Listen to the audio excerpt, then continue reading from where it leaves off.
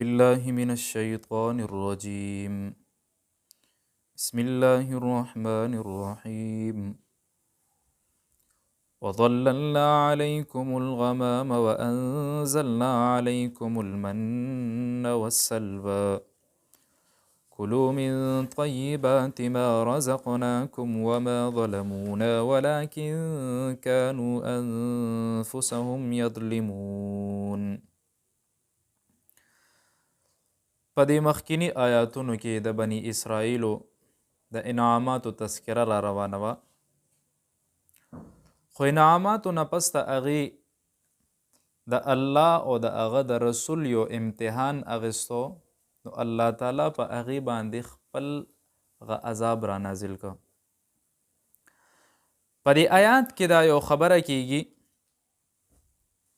کله چې بنی اسرائیل د فرعون د ظلم نه موسی علیه السلام سره ووړېده، نو یو میدان او وادي تیه ورته ویل. تیه چې کم دی اصل کې پریشان و سرګردان ته ویل کیږي. دا یو لوی میدان و. کله چې یوسف علیه السلام د شام نه مصر ته راغو، نو دی خو دلته آباد شو. یو قوم ورته ویلی کیږي عمالقه، دا هغه قومو چې د عاد و سمود غوندې غټ غټ د هغې د نسل نو هغې په دې شام باندې قبضه وکړه. چې دلته قبضه وکړه، دی بیا په دې میدان کې پاتې نو الله تعالی دی ته حکم وکړو چې تاسو لاړ شئ او عمالقو سره جهاد وکئ. د جهاد نه پس ته به تاسو ته راحت ملو شي، هغه ځای به تاسو ته قبضه شي. او رب ورته دام ویلی دی چې زه به ستاسو مدد او نصرت کوم. کلم چې یو پیغمبر جهاد کوي، نو هغه سره د الله تعالی ډېر زیات لوی مدد وي. نو هغه رب ورته دا حکم وکړو، نو دی موسی علیه السلام ته وایي وی زه تا هلته قتل وکړو، موږ به درته تماشه کو ناست به یو. دی ورسره لاندړه. نو الله تعالی دی په یو خپل گرفت کې راګیر که، یو عذاب کې راګیر که. هغه گرفت داسې و چې دی په هغه میدان کې 40 کاله پراتو، حیران او پریشان او سرګردانه پراتو وادي تیه کې. دی به چې د ورځې مزل وکړو، نو دی به چې یو مقام ته ورسېده، سحر به چې پاسېدو، هغه ځای کې به چې کوم ځای نه تلي وو. بیا د موسی علیه السلام په دعا باندې رب ذوالجلال د قوم دپاره د من او د سلوا تنظیم وکړو. من چې دی نو هغه داسې خوږ شانتې الوا په شانتې څه شیز و، او سلوا بټیر یا د کونترې عمره څه ځناور و. د شپې به دې ته راکوشو او د دې ګیر چاپېره به ناستو. دی به ښه آرام سره ونیوه، هغې به ځان له پاخه کو. خو بیا هم دی کې حرس زیاتو. هغه حرس داسې زیاتو چې دی ځان له جمع کول شروع کو، نو هغه څخه کېدل شروع شو. نو الله تعالی دی بیا راونیوه، بیا په یو عذاب کې راونیوه. نو دا داسې قوم و چې رب په دې ډېر انعامات کړي. د اوبو ضرورت ورته راغه، نو موسی علیه السلام یو کاڼي باندې خپله کونټۍ ووهله، هغې نه 12 چینې جوړې شوې. هر یو قوم ته خپله چینه ځي، خپلې اوبه ورته میلاویږي. او داسې حالت په دې راتله چې د دې کپړې نه ګنده کېدې. بعضې روایت کې راځي چې دی به لوی کېده 40 کاله، نو هغه کپړې به مو سره لوی کېدې. او د شپې د دې انتظام دپاره الله تعالی یو ستنه شانتې دې ته ودرول، په هغې کې به روشنایي وه، د شپې به دې باندې رڼا وه، او په دې باندې الله تعالی خیمې مې مسنوي. نو د ګرمۍ د انتظام دپاره په یو ورځ را مقرر کا. یو خو هغه ورځې وي چې په دنیا کې چرته طوفان راشي، یا داسې دوړه اسمان ته وخیږي، هغه ورځې جوړې شي، یا چرته لوګې راشي، دا هغه شانتې نه وه. بلکې د الله طرف نه چې کومه د انعام ورځ وي چې هغه صفا باران هم ترې راورېږي، ښکلې فضاګانې هم ترې نه جوړېږي، نو دا هغه شانتې ورځ الله په دې باندې مقرر کا. نو دی د هغه جهاد نه انکار وکړو. وظللنا علیکم الغمام، رب ذوالجلال فرمایي وی په دې باندې مونږ ورځ راوستې. وانزلنا علیکم المن والسلوى، او وی تاسو دپاره ما من او سلوا را نازله کا. رب ذوالجلال چې کله یو قوم ته د جهاد حکم وکړي، هغې د هغې نه نافرماني وکړي، نو رب هغه قوم رانیسي. نبی کریم صلی الله علیه و آله وسلم په 29 غذاګانو کې خپل یو جهاد کړی دی. بعضې علما وایي په نهه کې حضور پاک قتال هم کړی دی، خلک هم وجلی دي، او چې کم په آخرت کې به ټولو کې سخت عذاب هغه کس ته ملاویږي چې کم کس یو نبی قتل کړی او هغه ته به ملاویږي چې نبی کم کس قتل کړی، دنه سخت عذاب به چاته نه ملاویږي. نهه جنگونو کې حضور پاک خپله قتال هم کړی دی، او 47 داسې سرایه وي چې حضور پاک به هغه جهاد دپاره لیږل. چې کله فتح مکه وشوه حضور پاک د مکې مکرمې ته را نازلېږي، نو علما لیکي وی چې حضور پاک کله نازل شو نو د عاجزۍ په ترو باندې نازل شو. حضور پاک سر دومره ښکته کړی و چې په اوښې باندې لګېدلی و، او چې کله حضور پاک دننه ننوتو د شکرانې په طور باندې حضور پاک 8 رکعات وکړو. بعض علما وایي په دې کې څه د شکرانې و څه د چاشت مونځ و، حضور پاک 8 رکعاته کړو. نو الله تعالی ولا فتح ورکا. کلوا من طیبات ما رزقناکم، رب ذوالجلال دی ته فرمایي وی تاسو اخورئ د هغه پاک رزق نه چې کم مې تاسو له درکه. دا پاک رزق و چې رب ذوالجلال دی له یو انعام په ترو باندې ورکه چې تاسو دا رزق خورئ، من او سلوا خورئ، تیار درته ملاویږي، خو دې بیا هم ناشکري شروع کا.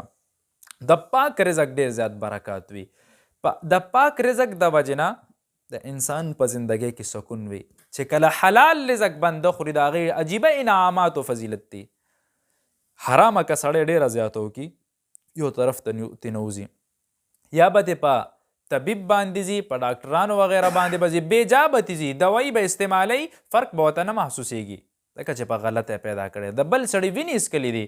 یا به داسې فجاعتن اچانک آفتونه په دې بنده باندې راشي چې یو آفت ختم نه د هغې نه به وجود به بل راځي، بل به ختم نه بل به پرې راځي، د خپل ژوند ستومانتیا به په هغه باندې راشي، ژوند کې به ډېر ستړی شي د آفتونو د وجې نه. او که حلال رزق سړی وګټي، که 10 روپۍ ګټي، نو په هغې کې به الله تعالی د 5 روپۍ لګوي، او دا 5 به ته ذخیره کېږي، برکت به پکې الله رب العزت واچوي. ابن مبارک د عبدالله ابن مبارک سے پلار مبارک د خپل یو بادشاه د باغ نگران جوړ کو. بعضې خلک وایي چې هغه د انار باغ و. نو دومره دیانتداره سړی چې 3 کاله 4 کاله دی په دې باغ باندې نگران و، داسې نگران چې خو حفاظت به کولو، د هر یو بوټي حفاظت به کولو. یو ځل دا بادشاه راځي او دی وایي یاره ماله یو میوه وروړه د دې نه. دی لاړو د یو ونې نه یې راوشکوله، هغې کې انار تروش و، ورته یې بل وروړه دا خو خراب دی تروش دی، بل له لاړه، چې بل له لاړه ورته وایي دا هم تروش دی، چې دریم له لاړه ورته وایي چې دې نه وروړه، چې هغې وروړه هم تروش و. او ورته وایي وی ته څنګه د دې باغ نگرانې، تا ته تر اوسه پورې دا پته نشته چې د کمې یو ونې میوه به خوږئ. نو مبارک صاحب ورته وایي وی یاره وی تا زه د باغ نگرانۍ دپاره ودرولیم، د دې حفاظت له دې ودرولی یم، د دې خوراک څښاک دپاره خو تا زه نه یم ودرولی چې زه د دې نه خورم. وی 3 کاله زما په دې باغ باندې وشو، وی ما یو دانه د دې نه ده خوړلی. چې بادشاه دا حالت ګوري، هو چې دومره امانتدار او دیانتداره سړی چې دته دا هر څه مهیا دي په کار د خوړه دتې وړه او د هیڅ هم ونه که. هغه لاړو کور کې ښځې سره خبره کوي، وی یاره وی په دنیا کې ما داسې امین سړی نه دی کتلی، یاره موږ به دا سوچ وکړو چې دله به د خپل لور رشته ورکو. ښځې ورسره خبرې مبرې واړوله چې یاره دا غریب سړی دی، زموږ یو نوکر دی، غلام دی، هغه د دې نه پس دا غلام ازاد هم کو، د لور رشته هم ورسره وکړه. خو چې هغه کې د حلال رزق یو طلب و، نو دې 40 ورځې خپلې ښځې ته وایي چې زما په نکاح کې ته به د پلار د کوره څه نه خورې، بهر لاړو په مزدورۍ باندې، مزدوري به یې کوله او د هغې مال به یې رالېږلو. ښځې ته وایي چې صرف به دا مال خورې، بل څه به نه خورې. 40 ورځې پس چې راځي ښځه ورته وایي چې نه وه دې خوښه نه به دې کولم که نه، 40 ورځې تا په ما باندې داسې لوږې تندې تېرې کړي، لږه ډېره به دې راواصلو. حالان کې چې د بادشاه لور وي نو هغه خو ډېره په ناز و انداز هر څه ورته مهیا وي.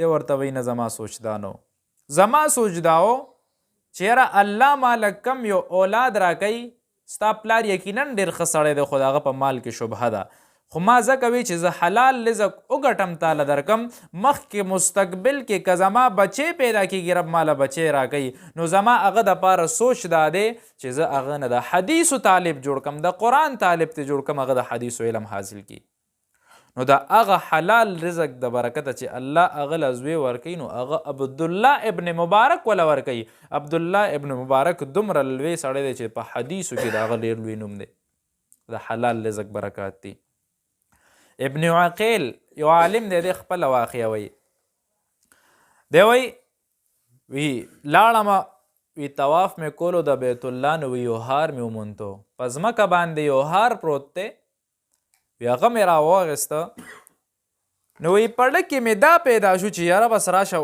هار دی پیدا کړی دی بس قیمتي هار دی جیب کې واچوه خو یاره یو طرف ته مې ړوی چې جیب کې واچو بل طرف ته مې نفس ملامته کوي چې یاره یو خو بیت الله کې ولاړی بل لا پرېږده چې غریب نه پرېوتې پریشانه وی وی هغه هار مې راواخیستو اعلان مې وکړو چې چا نروک شوی وي نو ما سره دې رابطه وکړي وی دې کې یو کس راغه نابینه دی په سترګو ړوند دی نو یا وی یاره دا ما لور له جوړ کړی دی دا زما دی نو ویړه کې مې نور هم داسې هیرس پیدا شو چې یاره سړی خو هسې مړوند دی څه له وله ورکې جیب کې به دې اچولی و بیا مې پرېږده ورکوله هغه له مې ورکه وی هغه سړي راته ډېره زیاته دعا وکړه چې الله دله فراخه رزق درکه نور هم راته د علمیت دعا وکړه نو وی د دې سفر نه چې زه راواپس شومه په لاره کې یو ځای ته لاړم هلته کې مې مونځ وکړو وی چې څنګه مسجد کې کېناستم هغه خلکو راته وی چې یاره زموږ امام صاحب وفات شوی دی ته راته مونځ پړاو کوي چې ما مونځ پړاو کو هغې زما اواز هم خوښ شو مانه متاثر هم شو وی هغې راته وی ته څه کې به دلته امامتي کوه که نه نو مې ډېره ښه ده به زما هم څه کار نشته امامتي به کوم دلته وی امامتي مې شروع کړلته وی بیا راته د کلي مشران د ځای خلک راغونډ شو راته وی امامتي خو کې وي د امام صاحب یو لور پاتې شوې ده او هغه دا وصیت کړو چې دا به نیک صالحه بنده له ورکوئ وی مونږ ته تا نه نیک بنده نه ښکاریا به تا ته په نکاح کوه وی بلکل ټیک د خوښه مې ده نکاح وشوه وی څه وخت پس ما چې وکته نو وی ښځې مې یو هار راواغېستو هغه هار یې اچولو ما ورته چې دا هار چېرته و وی راته دا خو ماله پلار جوړ کړی دی وی ستا پلار څوک وی زما پلار یو نابینه عالم و امام و د دې مسجد هغه وفات شوی نو وی زه هغې ته ما وکته وی ما وخاندل وی ما وی ولې وی یاره ما ورته پوره کیسه وکړه چې داسې حرم کې دا هار ما مونتی و ما غله ورکړو وی دا جینۍ راته وی ستام دعا قبوله شوه او زما د پلار هم دعا قبوله شوه او یا څنګه وی ستا دعا په دې قبوله شو چې تا حرم کې سوال کړو چې یا الله ماله د رزق بندوبست وکړې فراخه رزق راله راکړي نو الله ستا هغه دعا په دې قبوله کړه چې امام هم شوي او دا چې کم هارو نو دا هم ستا دی چې زه ستا یم او وی زما د پلار دعا په دې باندې قبوله شوه وی چې یا الله د هغه سړي امانتدار دیانتدار چې کم دا هار راغستی او مال یې راکړی د هغه غونتې زما لور لم د یو نیک سړي بندوبست وکړي نو الله تعالی هغه د راوچت کې دلته زما کور ته راوستی نو دا د حلال رزق فواید دي حلال رزق کې ډېر زیات سکون دی موږ نن سبا چې لګېدلي یو دا نه ګورو چې حلال دی که حرام دی هر سړی دا سوچ کوي چې بل سړی وشو کوم پرون را سره یو کس ناستو نو هغه خبره کوله وی یاره بس کاروبار خو مې نشته دی خو وی خلک را باندې اوس هم اعتماد کوي کاروبار کې مې نقصان کړی دی خو وی زم تېنه پیسې علم ځکه د رزق بندوبست مې نشته وي هغه پیسې زه اوس پخپله خورم نو دومره د انسان هغه حیرت زیات شي چې دا نه ګوري زه به دا رزق کم ځای نه خورمه څه کومه بس پردي رزق باندې خېټې اچولي دي پردي مال باندې او د دا سوچ هم نشته چې دا رزق بدله زه واپس ورکوم دا پیسې بدله زه واپس ورکوم ما وی زه ګورو به ورسره نه یاد وساته ګوره که مونځ دې اونکو زکات دې ورنکو روژه دې ونه نیوه حج دې اونکو د دې معامله د رب سره ده خو که د پردي سړي یو روپۍ دې وخوړه او دله دې ورنکه په دنیا کې نو د محشر په ورځ باندې رب خو به درته خپل هغه هر څه معاف کړي چې مونځ دې نه دی کړی روژه دې نه دی نیولې خو حقوق العبادو کې که چانه د 1 روپۍ زیاته اخیستې ده او د درته معاف نه کوم په دې دروازه باندې به ولاړې جنت ته د تګ نشته جهنم ته به ځې 1 روپۍ معامله درته یادوم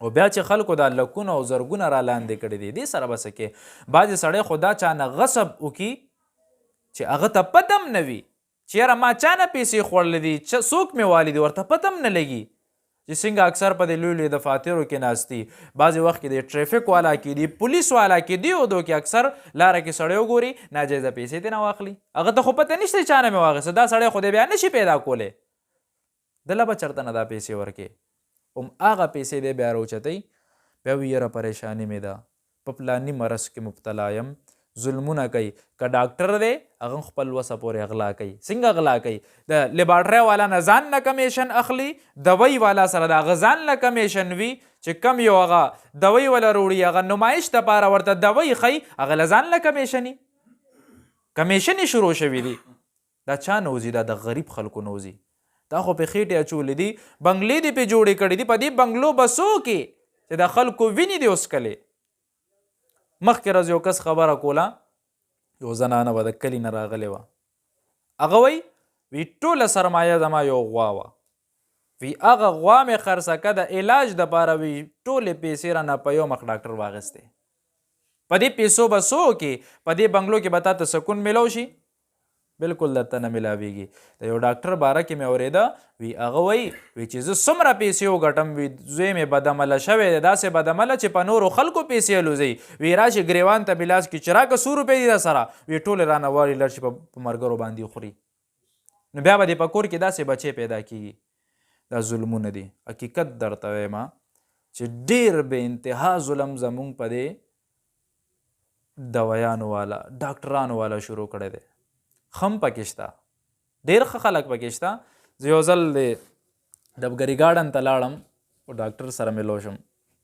هغه ډاکټر ښه ښایسته معاینه چې که وکړو نو هغه یو ټیسټ ولیکلو چې یاره د پلانې لیبارټرۍ کې وکړه خو هغه ډاکټر پیژنګلو او زموږ جامعې ته هم ډېر زیات راځي زموږ طلبه نه هغه فیس نه اخلي نو چې هلته لاړم نو یو کس د دیر نه راغلی و هغه وایي ما ځان سره نن زه چې راتلم 2000 روپۍ ما ځان سره راوړې وې او وی ټولې رانه د خلکو وخوړې یو وی دا ډاکټر ښه دی بل وی دا ښه دی او هغه له لاړ شم او پلاني ځای کې ټیسټ وکړه نو لیبارټرۍ والا ته وایي وی یاره وی که ما ته تا 200 روپۍ پرېښوې نو زما به د واپس کری وشي وی دا وایي دلته زه نشم اخیستی وی دا په فیسونو په د ایکسرو په دې شیزونو زما ټولې پیسې ولګېدې نو هغه کس ورته الټه جواب کې وی زما د پلار لیبارټري نه ده وی که راکې ټیسټ بدلو کم کني زه خپل کار کوه د اړه مې دومره خفه شوم هغه انسانیت چېرته لاړو هغه انسانیت څه شو ما ته خو زما پیغمبر دا نه ښیي زما اسلام خو ما ته دا نه ښیي چې د بل سړي وینې وسکه خو وایي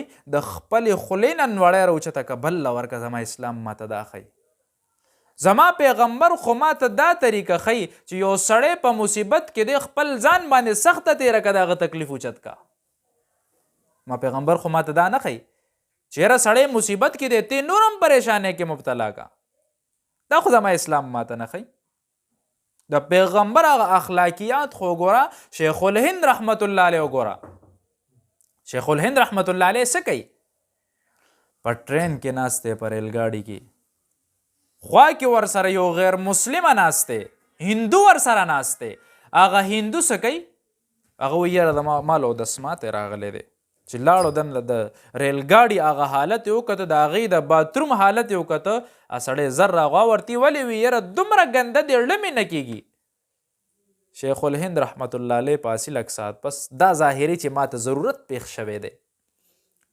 دننه چې ورغه نو هلته به خلکو دا ډبي مبي به پراتو دا څه د سګرټو ډبې څه هغه ټول ډبي راغسې دی په هغې باندې د هغې باتروم بالکل پاک کړی دی بیا راوتو هغه هندو ته وایي یاره تا خو باتروم ګنده دی ورشه چا پاک کړی دی بالکل پاک پروت دی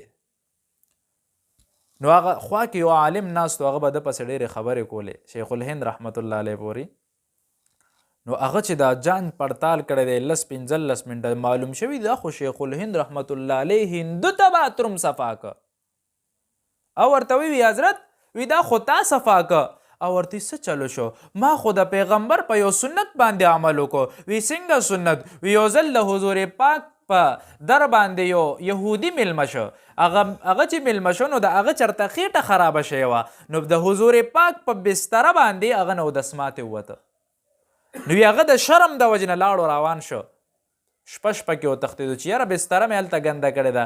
وی چې سامان ته پاتې شوی و، واپسی کې بیا راغوا سامان پسې چې ویې کته حضور پاک په خپل لاسونو مبارک لګیا د هغه بستره صفا کوي، د یهودي هغه ګند صفا کوي. وی هغه یهودي ډېر شرمګزار شو، شرمنده شو. حضور پاک ورته دا سامان دی واله لاړ شه.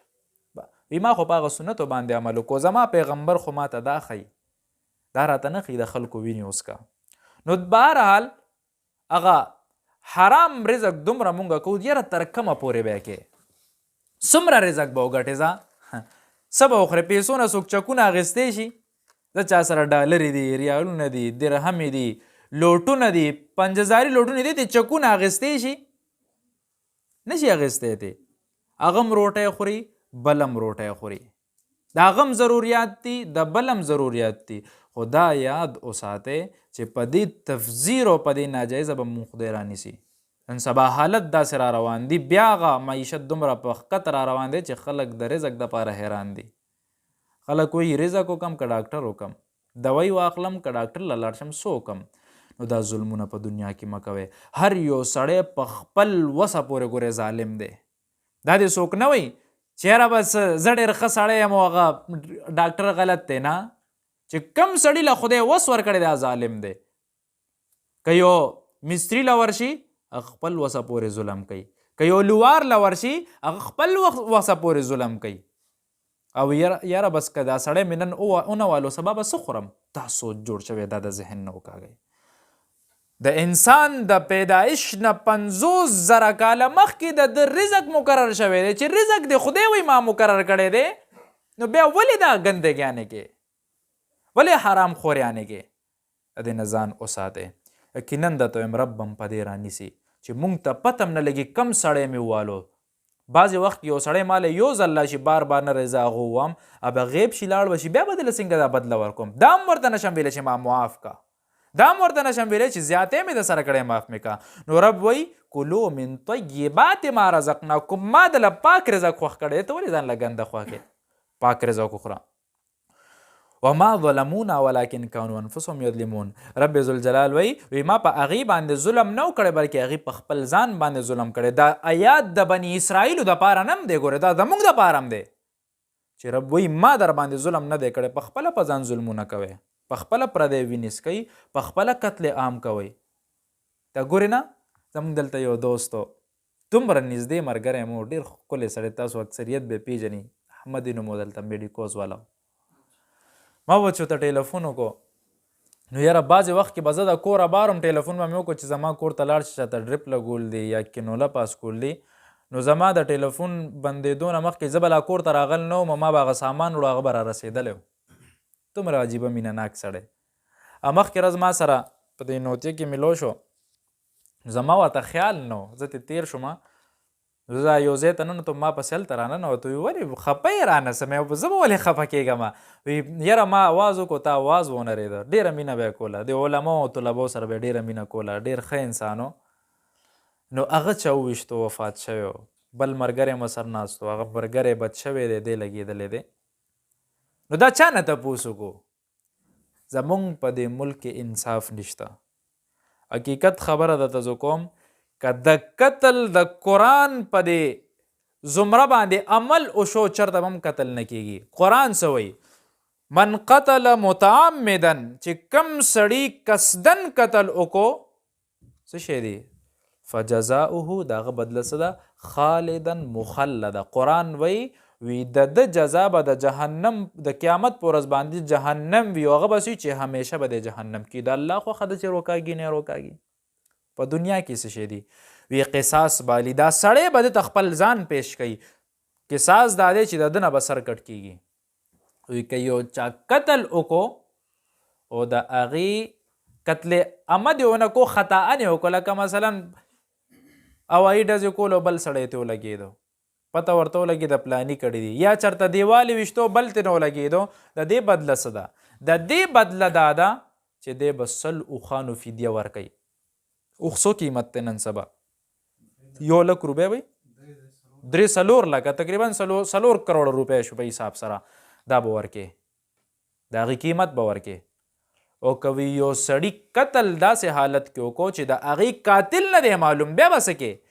شریعت وایي په دې علاقه کې دې کوټلي کې مثلا اوس قتل وشو، دې قاتل نه دی معلوم، ورثا به 50 کسان راجمع کوي. مثلا شمس امیر صاحب غونته به داسې با حیثیت خلک چې پہچان والا خلک دي به راجمع کی، دې ته به وایي قسم وخورئ ما قتلنا والله ما قتلناه، وی قسم پر رب خورم چې دی ما نه دی قتل کړی. او بیا به والله ما ته پته نشته چې دی چا قتل کړی دی. 50 کسان به قسم وخوري، د هغې نه پس ته به بیا د ټول خلک علاقې والا راجمع شي، دی به د دې سړي فدیه ورکوي. مثلا د 100 اوښان فدیه به ورکوي د ده ورثو دپاره. تاسو سوچ وکړئ چې داسې حالت په یو علاقه کې راشي، داسې حالت زمونږ په حکومت او په ادارو کې راشي، نو چرته به قتل وشي؟ بالکل به قتل ونه شي. خو هلته کې که جج ناست دی، هغه د هغه نه زیات غل دی. هغه وایي چې یاره پیسې به راکې، قتل به دې معاف کېږي. بعضې وخت کې خو داسې هم شوي د سړي یو جرم ثابتېږي، هغه جرم په بعد کې بری شي، سړی په جیل کې مړ شوی. دا د مونږ حالت شروع دی. او یو سړی به لوی مجرم د دنیا په نظر کې دومره لوی مجرم وي، هغه به کل عام ګرځي. دا د مونږ قانون دی. خو ظلم دی که نه، بې انتها ظلم دی. د ظلم یو انتها ده. نو داسې ده چې کله په یو ملک کې انصاف راشي، نو بیا په ملک کې دا شی نه کېږي. نو هغه بېګناه وجلی شوی دی، چا نه څوک تپوس وکړي. نو رب وایي زه در باندې ظلم نه کوم، ولکن کانو انفسهم یظلمون، بلکې تاسو په خپل ځانونو باندې ظلمونه کوئ. الله تعالی دې مونږ ټول د ظلمونو نه وساتي، او رب دې مونږ ته حلال رزق را نصیب وګرځوي. امین. الحمدلله رب العالمین والعاقبة للمتقین والصلاة